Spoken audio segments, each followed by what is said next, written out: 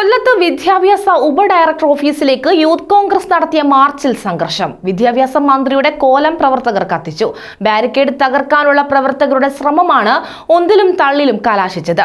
ചോദ്യപേപ്പർ ചോർന്ന സംഭവത്തിലായിരുന്നു youth Congress March. വിദ്യാഭ്യാസ മന്ത്രി വി ശിവൻകുട്ടിയുടെ ഭരണത്തിന് കീഴിൽ വകുപ്പിനെയാകെ മലീമസമാക്കിയതായി യൂത്ത് കോൺഗ്രസ് സംസ്ഥാന വൈസ് പ്രസിഡന്റ് വിഷ്ണു സുനിൽ പന്തളം ആരോപിച്ചു. ഉത്തരവാദിത്വപ്പെട്ടവർ തന്നെ ചോദ്യപേപ്പർ ചോർത്തി നൽകിയത് ഇതിനുദാഹരണമാണെന്നും വിഷ്ണു സുനിൽ ചൂണ്ടിക്കാട്ടി. കുരങ്ങന്റെ കയ്യിൽ കിട്ടിയ പൂമാല പോലെയായി വിദ്യാഭ്യാസ വകുപ്പെന്നും അദ്ദേഹം ആരോപിച്ചു. ഒരു കുരങ്ങന്റെ കയ്യിൽ പൂമാല കിട്ടിയാൽ ആ കുരങ്ങൻ എന്ത് ചെയ്യും? അതുപോലെയാണ് വിദ്യാഭ്യാസ വകുപ്പ് മന്ത്രി ഇവിടെ ഈ വിദ്യാഭ്യാസ വകുപ്പിനെ വെച്ചുകൊണ്ട് കാണിക്കുന്ന കോപ്രായങ്ങൾ. ഇവിടെ ചോദ്യപേപ്പറുകൾ ചോർന്നിരിക്കുന്നു. ആരാണ് ഇതിന്റെ ഉത്തരവാദികൾ? കേരളത്തിലെ പൊതുസമൂഹത്തിന് അരിഹാരം കഴിക്കുന്ന മുഴുവൻ ആൾക്കാർക്കും അറിയാം.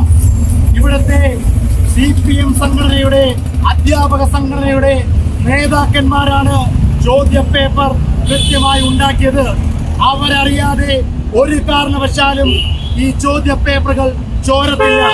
യൂത്ത് കോൺഗ്രസ് ബ്ലോക്ക് പ്രസിഡന്റ് ഹസന അർഷാദ് അധ്യക്ഷത വഹിച്ചു. നേതാക്കളായ നവാസ് റഷാദി, യൂത്ത് കോൺഗ്രസ് സംസ്ഥാന general secretary Assain Pallimukku, Kaushik M Das, Ashiq Baiju, Ullas Uliyakovil, Ajith Lal, Nasumal Kalathikkad, Arshad Muthiraparambu, Ajmal Pallimukku, Krishnaprasad, Gokul Kadappakada, Shibu Thrikkadavoor, Arjun Uliyakovil, Mithun Kadappakada, Saidali, Faisal, Sudarshan Babu, നിസാമുളങ്കാടകം തുടങ്ങിയവർ സംസാരിച്ചു. വിദ്യാഭ്യാസ വകുപ്പ് മന്ത്രിയുടെ കോലം പ്രതീകാത്മകമായി കത്തിച്ചാണ് സമരം അവസാനിപ്പിച്ചത്. ന്യൂസ് ബ്യൂറോ, കൊല്ലം ന്യൂസ്.